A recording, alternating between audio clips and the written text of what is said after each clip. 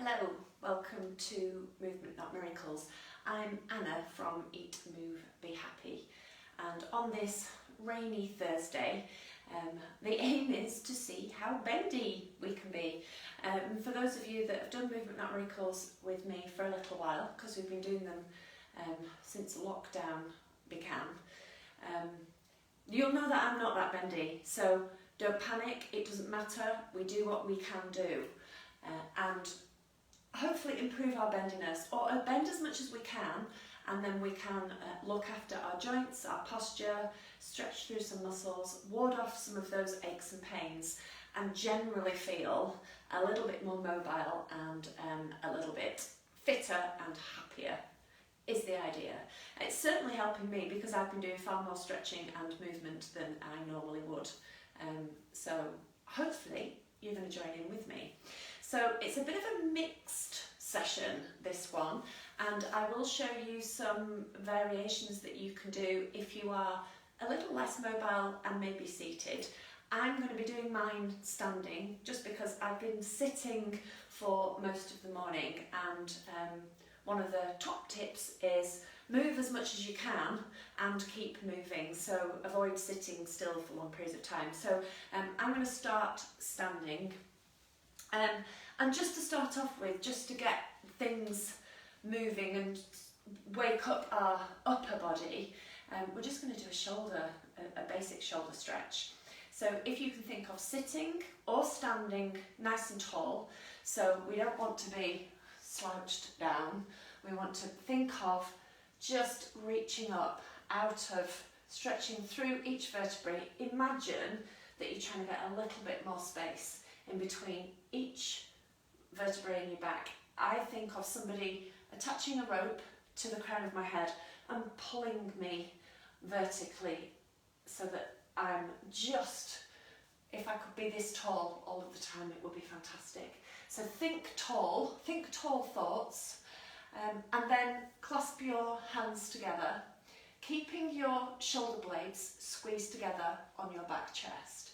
So we're not reaching forwards like this. We're going to keep our shoulders, arms connected into our shoulders. Turn your palms out away from you and then lift your arms up to your ears. Now, if you are not as flexible in your shoulders as you would like to be, and I'm not particularly bendy in my shoulders, or it may be that you have one good arm and one arm that's not working quite as well, then you can do this stretch by using one arm and then, if you can, lifting up the other arm.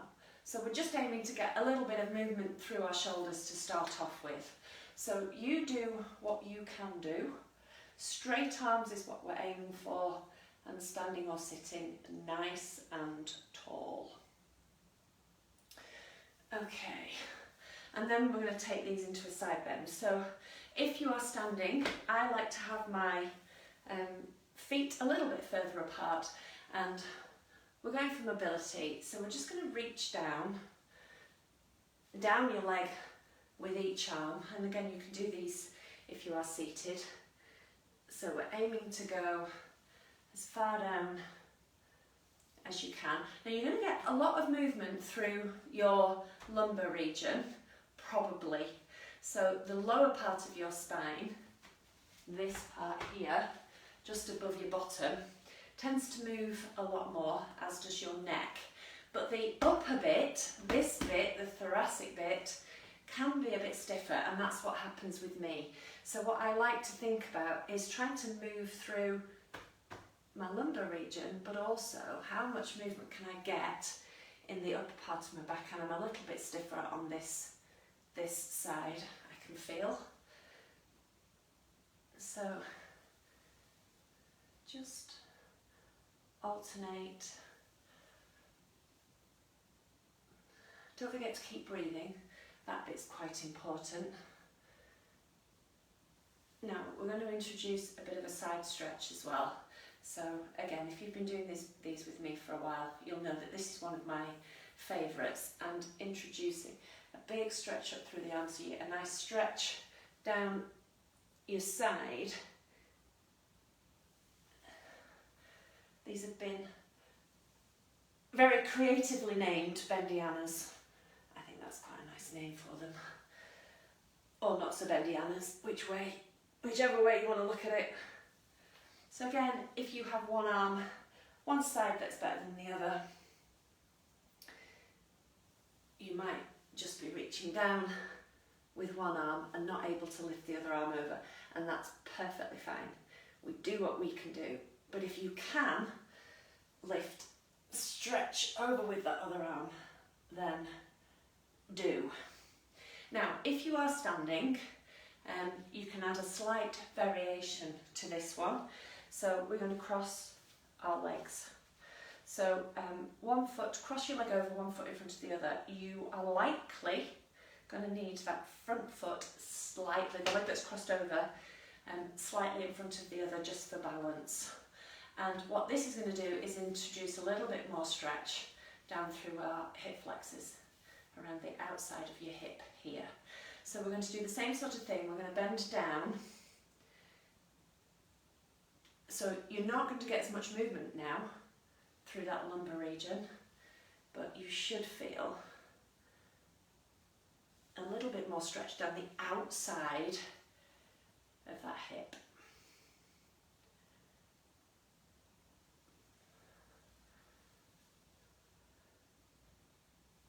Okay, swap feet. Still got my socks on today because I don't want my feet to get cold, but I am on my mat, so I'm not going to be slipping and sliding all over the place. Oh, a bit of a wobble though. Think of stretching down to the outside and then the same on the other side.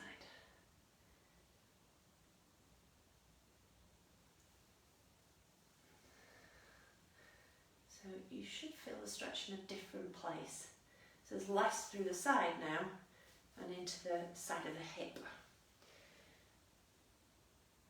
And you won't get as much movement through your spine with your leg crossed over. That's absolutely fine. Okay, so back to the upper back. And again, if you are seated, sitting nice and tall. If you are standing, standing nice and tall. Narrow your stance a little bit if you are standing. Weight evenly distributed between either your left and your right bottom bone or left and your right foot. And hands behind your head. And we're going to do some elephant ears. So hands behind your head and elbows back. So from the side, we don't want your elbows forward like this. We want to be sitting as tall as we can or standing as tall as we can, and we want our elbows back. And then we're aiming just to bend through the upper part of our back, and you're just aiming to point your elbow to the floor. One to the floor and one to the ceiling.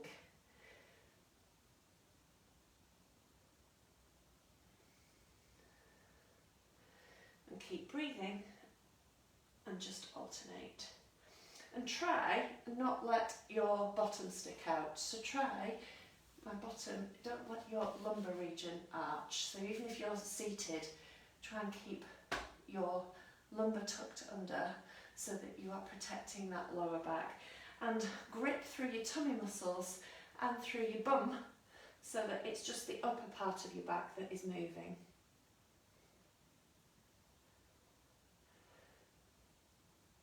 The bit that part of your back which can get stiffer. Okay, right, this one, a forward bend. So we're aiming for some stretch through the lower part of our back. If you are doing this standing, you will also get some stretch through your hamstrings and through your glutes. It's a really good move, a good simple move to get some elongation through your muscles. However, if you have a dodgy back, then this is, you need to do this one with support. So don't do a standing forward hang if you have a bit of a dodgy lower back. If you can do these seated, so imagine I'm sitting in a chair. So I'm sitting here and you can, I just turn around slightly, you can bend forwards so that you are folding yourself along your thighs And you can either reach down to hug your feet, your lower part of your legs, or you can put your hands out onto a table, so that if you press your arms into a solid surface, then you can get some stretch through your armpit area, and also you'll be able to squeeze your shoulder blades onto your back chest and get some movement through your upper back. So, but you're aiming to think of sticking your bottom backwards and bringing your chest forwards so that you get some elongation through your back. So if you're seated, you can do that one like that. If you are standing, the easier version, depending on how flexible you are in your hamstrings, then the closer your feet are, the harder it is, so the more stretch you'll get through your back, the back of your legs. You can, if I turn around and I'll use the radiator for support, you can use some support, like I've just explained, if you're using a chair, think sticking your bottom backwards and placing your hands onto a surface. Now, work surface in a kitchen or a window ledge are typically quite good heights for this. You can use the wall as well. So you press your hands onto the surface. So now I'm supporting my weight through my arms. I can get some stretch through my armpits, and my shoulders are working, and my legs are straight. I'm pushing my knees back, I'm pushing my bottom backwards, so I have got some stretch through my legs, and my back is supported. So standing up nice and carefully. So that's one version. If your back is perfectly comfortable and you haven't got, you've got a strong lumbar region, then you can do a forward hang. So if you clasp your arms, fold your arms together and lift your arms above your head, that's good work for your shoulders. And then think of bottom going backwards, legs staying straight, and fold yourself so that you're pulling your arms towards the floor. Now we're aiming to keep the legs vertical. I have a habit of leaning backwards like that, so the weight is more in my heels than my toes, and that just takes the pressure off my legs. But I want to stretch through my legs, so bring your weight forwards. And this is one way you need to relax into it. So I need to stretch through the backs of my legs and into my back, my lower back. So imagine that the weight is coming up and over your back, over your legs, a bit like a waterfall. If you are really bendy, you might be able to fold yourself completely in half. And as you can see, I cannot do that, but that's okay. We do what we can do. So if you're seated, just keep breathing and keep thinking of pushing your bottom backwards and moving your sternum, your breastbone forwards.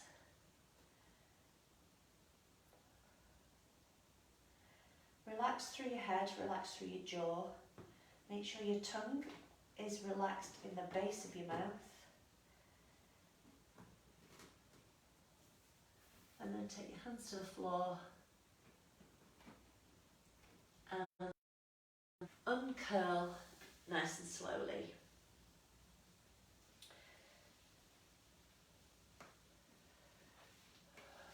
So sometimes that, because you've folded yourself in half and you're using your arms to pull yourself down, the action of gravity can help just elongate, just stretch out through our vertebrae, and that actually feels quite nice. But as I say, you have to be careful with forward bends.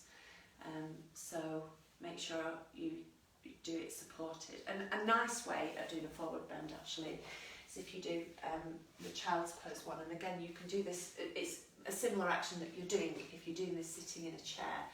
So if you want to do this one on the floor, toes together, knees apart, and fold yourself down, arms out and forehead on the floor. And that's a similar sort of action whilst looking after your back. So think of sticking your bottom backwards and pushing down onto the floor, squeezing your shoulder blades together on your back chest.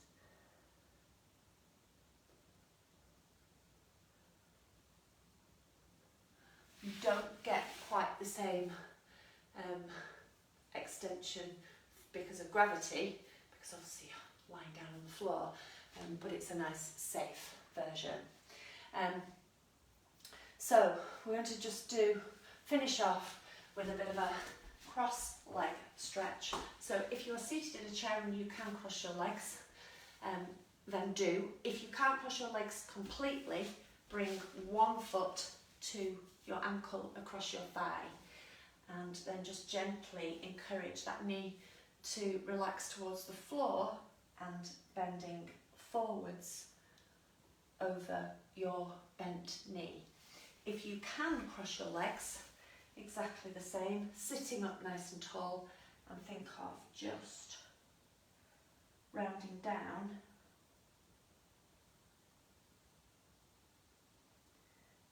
over your knees. Try and relax through your hips. You should feel some stretch in the outside of your hips and into your glutes. My glutes have been working hard the last couple of days, so I can definitely feel that stretch.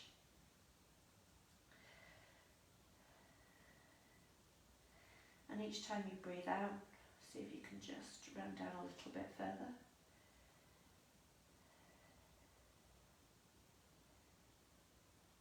And you might get some stretch through your very lower back as well. Swap the cross of your legs.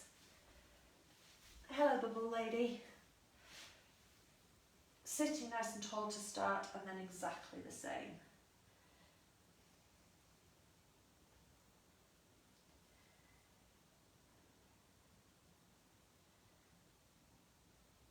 Relaxing through the hips, relaxing through the knees. Oh, relaxing through the shoulders. I just realised I was really tense through my shoulders then. It's so easy to grip hard, but you want to just relax.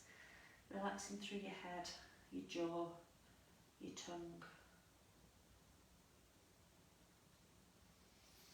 Okay, a good way of checking how relaxed your upper body is just to pay attention to what's going on for your jaw. If your teeth are clenched together, or if you find yourself with your tongue in the roof of your mouth, then that's a sign that you are tense through your neck and your jawline. And if you are tense there, then the chances are that you will be tense elsewhere. So just paying attention to that, what's going on in your jaw and your neck and with your tongue is a really good way of just reminding yourself to relax.